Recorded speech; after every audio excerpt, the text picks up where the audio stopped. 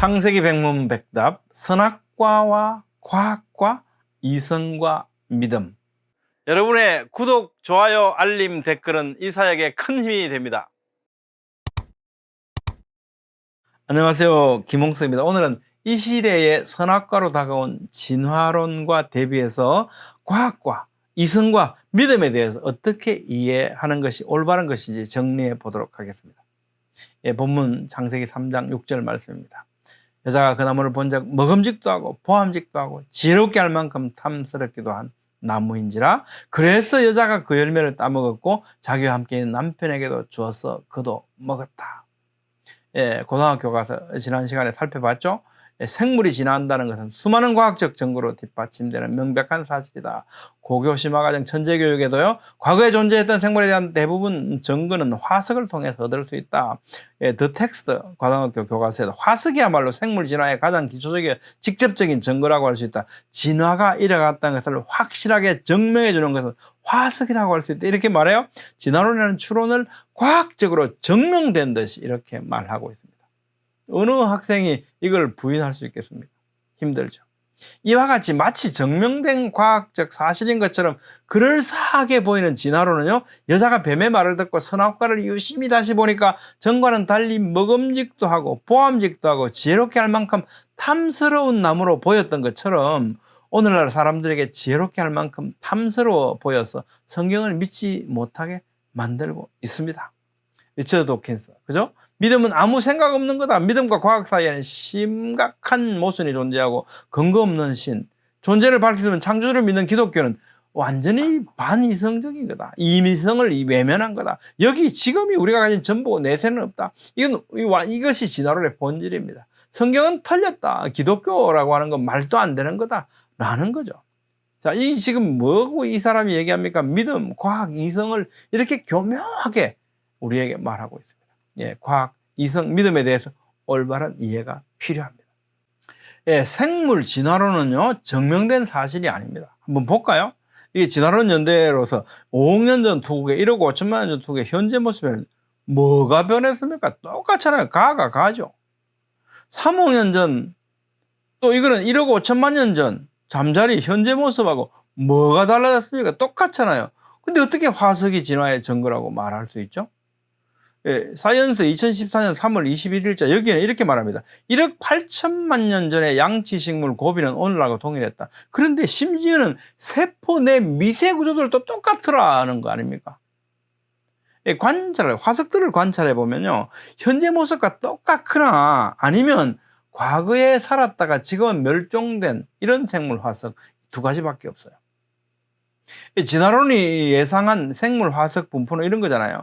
모든 생물의 공동조상은 약 35억년에 38억 년 전 사이에 출현한 것으로 보고 있단 말이에요. 그러니까 현재 이 지층, 우리가 살고 있는 여기인데 이 지층을 밑으로 태적진을 파내려가면 옛날 모습을 보여줄 거야. 그러면서 내려가면 이렇게 생물의 가지수도 적어지고 이렇게 적어지면서 아주 복잡한 생물들이 아니라 아주 단순한 생물들 화석만 발견될 거야.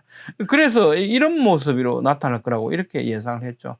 그런데 실제로 파봤어요. 이걸 증명하기 위해서 파보니까 이렇게 됩니다. 7일 관찰된 생물 화석 분포. 1995년 12월 4일 타임지에 이렇게 나옵니다. 1987년 이후 그린란드, 중국, 시베리아 등 여러 곳에서 막 퇴적 지층 파봤거든? 근데 파봤을 때는 모든 지층의 생물들은 동시에 출현했더라. 퇴적 지층의 맨 밑에 층, 캄브리아 지층 아닙니까? 이 지층에 보니까 모든 생물들이 이미 각각 존재하고 있는 거예요. 거기다가 더 놀라운 것은 뭡니까?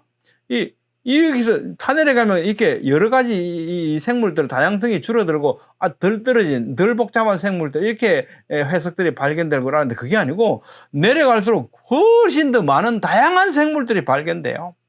그리고 잠자리는 언제나 잠자리, 꼬막은 언제나 꼬막, 투국에는 언제나 투국에 아무 변화가 없다는 겁니다. 그리고 중간중간에 끊어진 거 나오죠? 멸종된 생물 화석, 암모나이트, 탐엽충, 공룡 이런 애들 아닙니까? 그래서 진화론은 이 대폭발이라고 하는 이런 표제를 싣고 있습니다. Evolutions of Big Bang. 이건 이제 진화가 없었다는 사실을요, 이렇게 비아냥거리는 표현입니다. 새로운 발견들은 우리가 아는 생물계가 거의 하룻밤 사이에 전 지구를 바꿔버린 놀라운 생물학적 광란 속에서 시작되었음을 보여준다. 캄브리아 지층에서 모든 생물들이 다 한꺼번에 발견되고 그 밑으로는 생물 화석이 없는데 그건 뭐야? 그 캄브리아 그때 빅뱅처럼 빵 터져갖고 모든 진화가 한꺼번에 일어났다는 거야. 말이 안 되는 거 아니냐. 모든 생물은 처음부터 각기 종류대로 시작되었다는 것을 화석은 보여주고 있습니다. 과학, 이성, 믿음 한번 정리해보죠. 과학이라는 것은요, 사물의 현상에 관한 보편적 원리 및 법칙을 알아내고 해명하려는 지식체계나 학문이라고 정의하고 있습니다.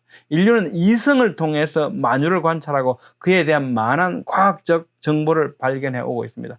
그렇지만 이 세계의 시작에 대해서는요, 관찰할 수 없죠. 그래서 해석이 필요한 겁니다. 그래서 과학의 영역을 넘어 있는 겁니다.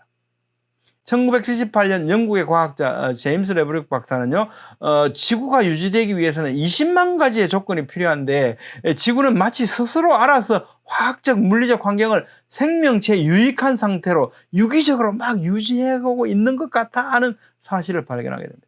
따라서 지구를 거대한 유기체로 보아야 된다는 이론을 제기하면서 이 이론 이름을요, 그리스 신화에 나오는 대지의 여신 이름을 따서 가이아 가설이라고 말합니다. 왜냐하면 이거 과학적으로 설명이 안 된다는 겁니다. 그런데 엄연히 이것이 이렇게 서로 유기적으로 작용하면서 계속 유지되고 있다는 겁니다. 이것은 과학적인 사실들이요, 지구가 초과학적, 초월적으로 유지되고 있다는 것을 가리키고 있습니다.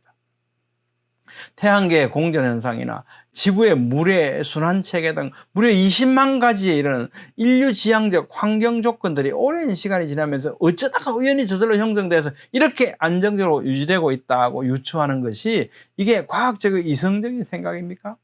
아니면 이런 현상은 절대로 우연히 저절로 형성되고 유지될 수 없다는 추론이 오히려 더 과학적이고 이성적인 거 아닙니까? 올바른 이성은요, 그것이 어떻게 존재하게 되었는지 그리고 안정적으로 지속될 수 있는지를 묻게 됩니다. 존재의 시작은 관찰할 수 없어요. 과학의 영역을 벗어나 있습니다. 정직한 과학은 이러한 실제 세계가 우연히 저절로 형성, 유지될 수 없다는 사실만은 분명히 가리키고 있습니다. 여기까지가 과학의 한계입니다. 그런데 성경은요, 이 세계의 기원과 유지 현상에 대해서 다음과 같이 말씀하십니다. 믿음으로 모든 세계가 하나님의 말씀으로 지은 줄을 우리가 안다. 이 하나님의 말씀으로 초과학적으로, 초월적으로 지어졌다는 것은 과학적인 영역이 아니다. 우리는 믿음으로 그것을 알 수 있는 거다. 이렇게 말씀하죠. 자, 히브리서 1장 3절, 그의 능력의 말씀으로 만물을 붙들고 계신다. 스스테인이 유지하고 계신다는 겁니다. 이 사실을 받아들이는 것은요, 과학 너머의 초월적 믿음입니다. 이것이 오히려 더 과학적이고 합리적이지 않습니까? 미국 국무장관이었던 윌리엄 제닝스 브라이언은요, 진화론에 대해서 다음과 같이 말합니다. 수박씨는 자기 질량의 20만 배나 무거운 벽을 뚫고 나온다는 사실을 알게 됐다. 어떻게 이런 일이 일어날 수 있을까? 그 수박씨가 넝쿨이 되고 넝쿨에서 다시 붉은 과육이 맺히면 생명이 담긴 그 안에 씨앗이 또 생기고요, 하얀 껍질이 생기고 검은 줄무늬가 어떻게 이렇게 생기는지 관찰은 할 수 있지만 왜인지는 설명할 수 없다는 거죠. 작은 수박씨 하나조차도 설명할 수 없는 것이 인간이기 때문에 저는 진화론을 믿지 않습니다. 이분이 중학교 때 이 사실을 발견하고 이런 이성적인 판단을 한 겁니다. 과학적인 사실을 통해서, 올바른 이성을 통해서요, 이것이 초월적, 초과학적인 사실이라는 것을 이분은 발견해낸 거죠.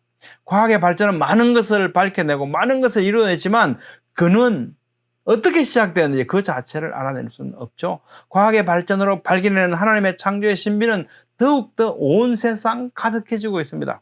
수박씨를 비롯한 만유에 대한 과학적 발견이 총체적으로 가르치고 있는 것은 만유에 깃든 창조주 하나님의 능력과 신성입니다.